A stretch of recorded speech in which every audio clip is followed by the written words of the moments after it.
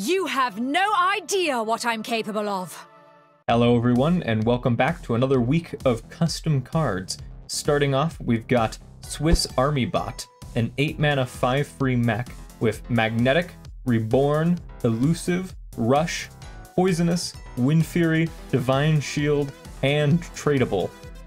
This card does quite a lot. Design 4 stars, balance 3 stars. I really like the flavor of this card because it's a Swiss Army knife, but it's a mech, and it has all these different keywords, utilities, just like a Swiss Army knife has all those different tools that you can use inside of it. And so the flavor on this card is very much on point, and I really like what they did here. But I think balance-wise, I think it actually does a little too much for a neutral card. One of the biggest things I see here is that it can destroy 4 minions on the battlefield. Just for 8 mana, you destroy 4 minions with this. If you trade into 1 minion, this has Divine Shield, so it lives, and then it has Wind Fury, so you can hit into another minion. Then this dies, and it reborns and gains back its Divine Shield, so then you can trade into 2 more minions. And since it says Poisonous, it's guaranteed to kill any minions it attacks. So a lot of removal potential in this card. And also, it's just a really sticky card on its own. Just playing it, your opponent's going to have a bit of a hard time dealing with this, I think, because of the Elusive and the Divine Shield. And then you can also trade it if you don't need it in a game, and I just think it does so much. And then throwing Magnetic on top of that, so now it can also be a way to give a mech Wind Fury and +5 attack and Divine Shield and Elusive and all these other things. I think it does a little too much, definitely, for just a neutral card here. So I think lowering the impact, maybe removing Poisonous would be a good idea, just to get rid of that super kill potential, maybe lowering the stats on this a little more, I think. I think it just does a little too much as it is right now. Next, we've got Gunana, a 4-mana 2/4 legendary Demon Hunter weapon with Immune while attacking and Inspire, swap to your Katana. And the Katana is also a 2/4 weapon that has Overkill. Give this weapon +2 attack, and then Inspire, swap back to the gun. Design 4 stars, balance I think 5 stars. I think the card is very well balanced as it is. I will say one note here, just for people being like, oh my gosh, that's a lot of stats in one weapon. I think that's maybe too much. The creator did note that the intent is that the weapon keeps its stats between swaps. So it is always going to have that 4 durability, no matter if you swap it. So if you attack with this and then swap it to the Katana's going to still have 3 durability. And also, if you overkill something with the Katana and then swap back to the gun will keep the +2 attack buff that the Katana's overkill provided it. So very cool design here on the card. The only thing that I would say is a little off about the card is having it be Inspire to swap between the different weapons. I think is a little strange. I don't really get the flavor there of why using your hero power is swapping this weapon. I think a cool way to do it maybe instead would just be either after your hero attacks, swap it, so then you're guaranteed you have to swap between these weapons. But if you want to keep the idea that you can kind of choose which weapon you want to use each turn, you could make it just at the end of your turn swap. I just think the Inspire, it doesn't really need to be there, like it's kind of limiting how when the card swaps, and also feels a little off on the flavor. But other than that, I think the card is very well designed and a pretty cool way to do a legendary Demon Hunter weapon. Next up, we've got another patches. We've got first edition patches. Funnily enough, this is the second patches we've actually covered here on this custom cards of the week series. It's a 1-mana 1/1 Demon Pirate with Charge, and this is always in your opening hand. You can't mulligan this card. Oh wow. Design 4 stars, balance 4 stars, I think. Calls back to original patches very well, and I think it definitely fits the feel and flavor of patches, though it is kind of the opposite now that he stays in your opening mulligan. That's a little strange, but I dig it. I still think it works flavor-wise for patches. The only problem I see with this card, and a bunch of people in the comments of this post also pointed it out, this in Wild I think is kind of busted, just with OG patches, because this guy will take up a spot in your mulligan, so OG patches can't be in that mulligan spot. And then also he's a guaranteed turn 1 pirate, so you can summon in your other patches out from your deck.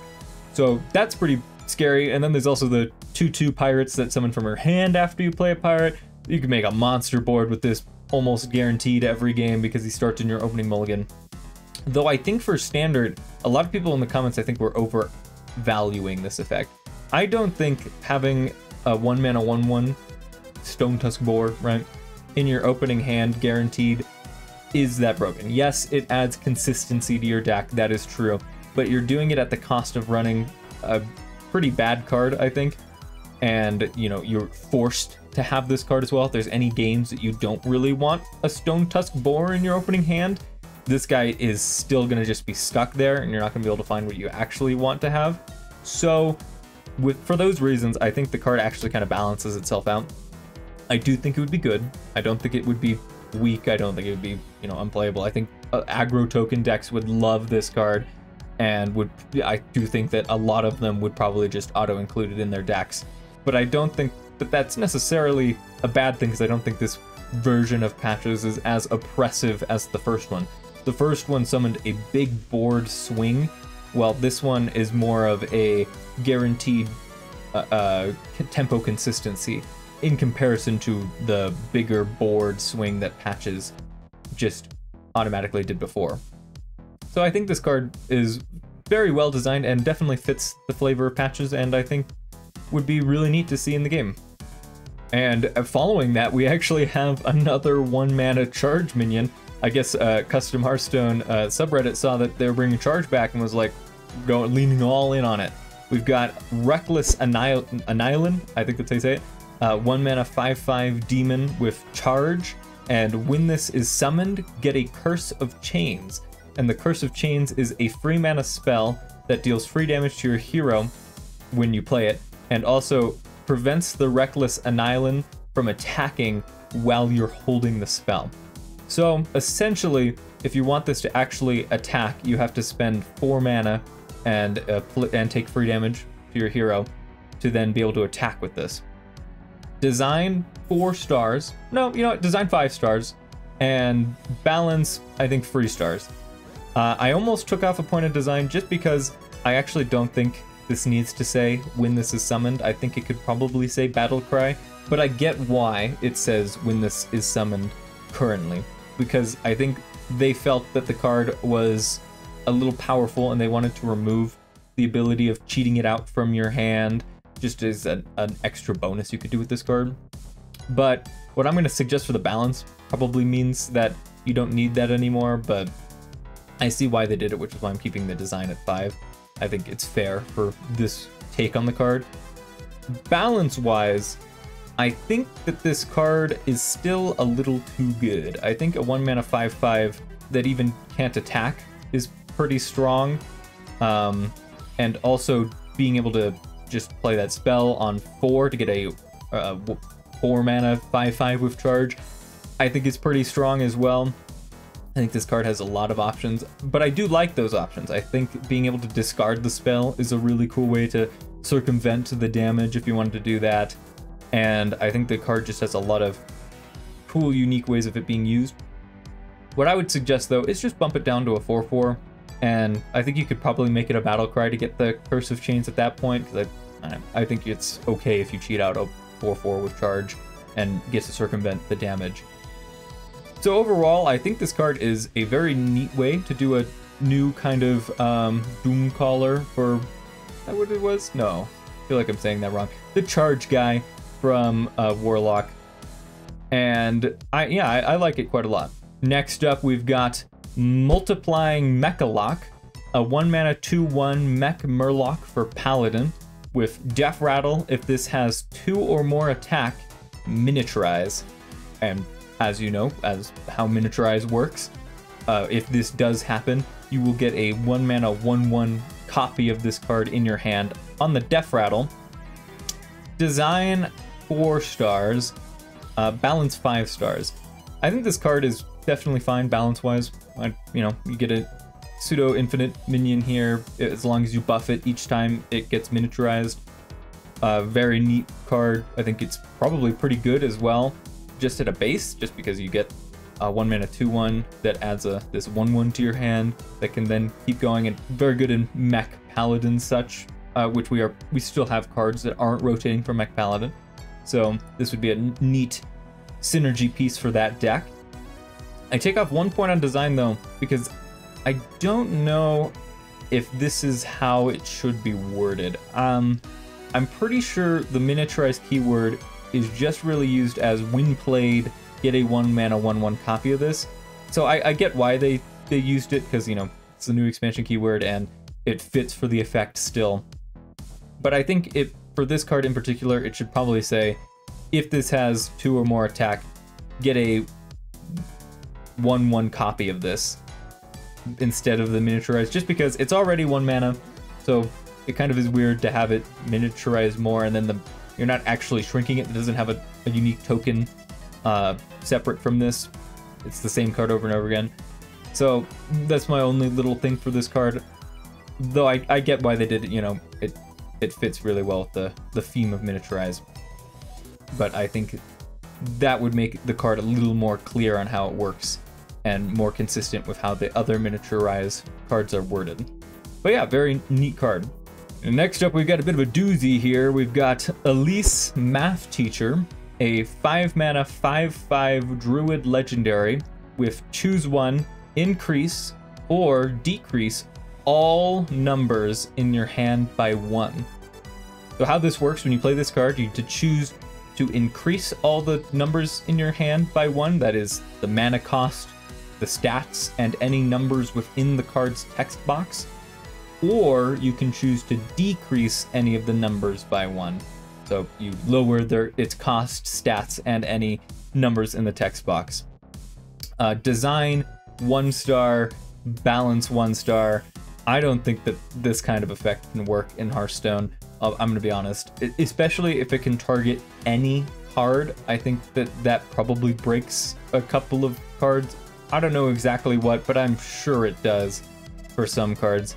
I know people pointed out infuse things like Old Sire Denafrius would be really weird with this card. It become infuse 0, gain +0 or +0 damage, right, to his thing. So that'd be very strange. What does infuse 0 mean? Although there's I'm sure a million other examples of things like that where different effects kind of just break when any of number can be reduced by 1 or increased by 1. So I think you could do this potentially if it targeted specific cards, like if they printed a cycle of Druid cards and then they had a card that was increase all of the numbers on your plant cards by 1 or something, and there was like 5 cards that it affected or something. That could work, but I think it being able to target any card in the game just does not work, and I think it would break too many things. Next, we've got Abyssal Echoes, a 4 mana shadow spell for both Priest and Warlock. It has Lifesteal, deal 4 damage, overkill and overheal, summon a random minion of that cost. I assume they mean of the cost overhealed or overkilled.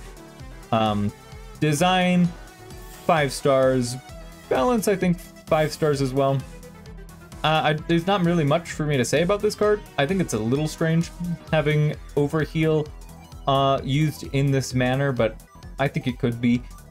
And, you know, other than that, I feel like the card is playable in some decks. You know, if you're going wide, you can definitely use this as a cool swing. Fits both Priest and Warlock really well. I don't know how good it is. I think it would be played in maybe very specific decks, but I don't think it would be played in a lot of decks. It might actually be a little too weak, but I don't know how you increase the power level of the card.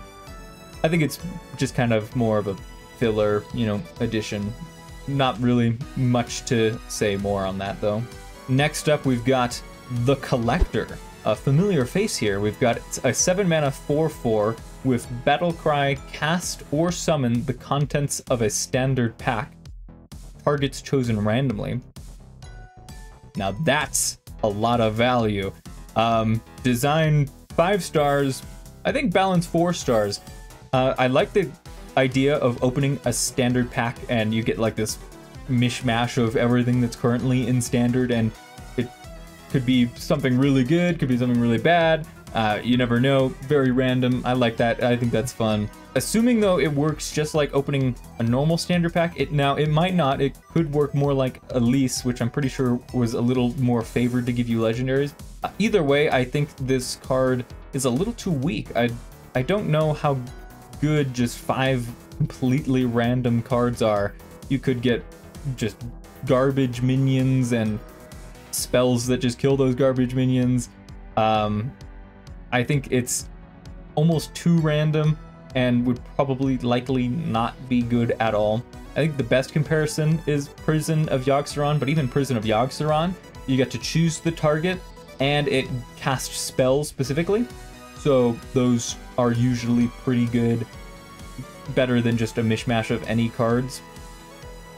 So yeah, I think this card is very neat, very cool, very much value, but I think it's a little itty bitty too weak. I think you could just bump the stats maybe up on this guy, or maybe even allow you to choose the targets of some things, or just add the cards to your hand and have them cost 0 or something. That might be a little too crazy, but make them cost 1. I don't know, to decrease this guy's cost. I think there's ways you could make this work. I just think right now it's maybe a little too weak. Our second to last card here, we've got Dumb Rage, a 6-mana warrior spell with each minion attacks itself. So design 5 stars, balance 5 stars. My only tiny little thing is that I feel like it should say each minion hits itself, just because attacks, they imply a lot of things that this card, you might not want this card to be doing. Like, technically, should the minions take double the damage of their attack? Some for, you know, 1 hit for taking their attack damage, and then another hit for taking retaliation damage from attacking themselves. I don't think so. I don't think that's the intent, as they had said that this is meant to just act exactly like Light Bomb did, but just a little funnier and a little more in theme for warrior. But other than that, I'm not even going to dock a star for that, just because I think the flavor of having warrior force all of the minions to just punch themselves is so funny.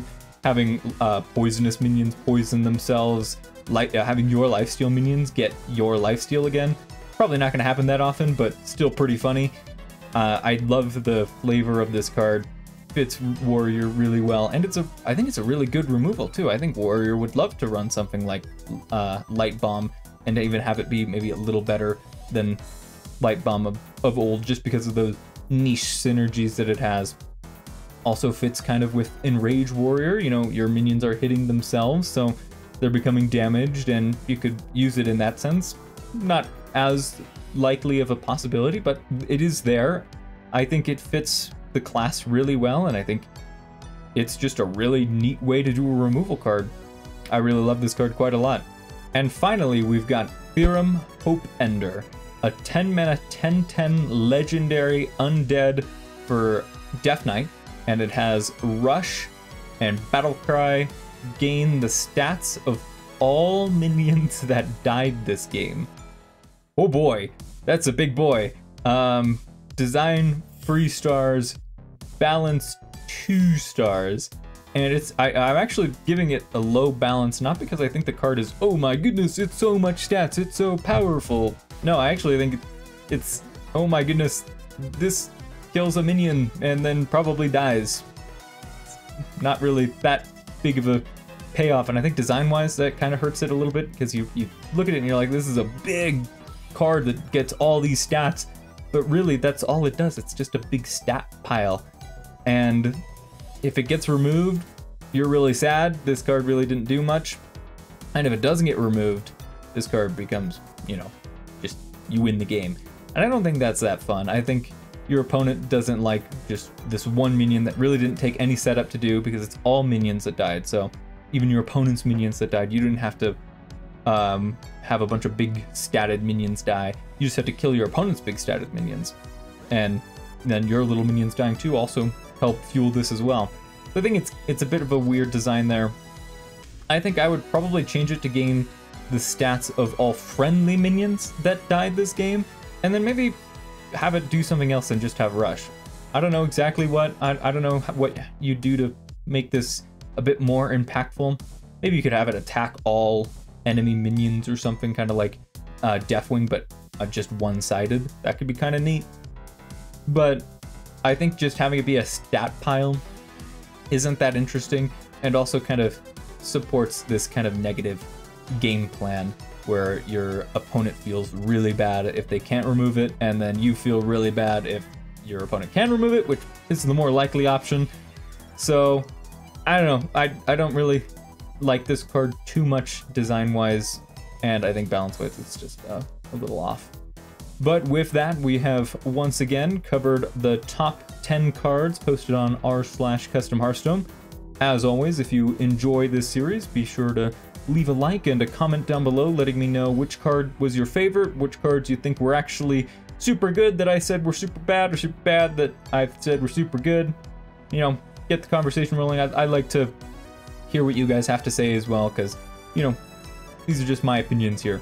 But with that, I hope you all enjoyed, and I hope to see you all again with another video very soon.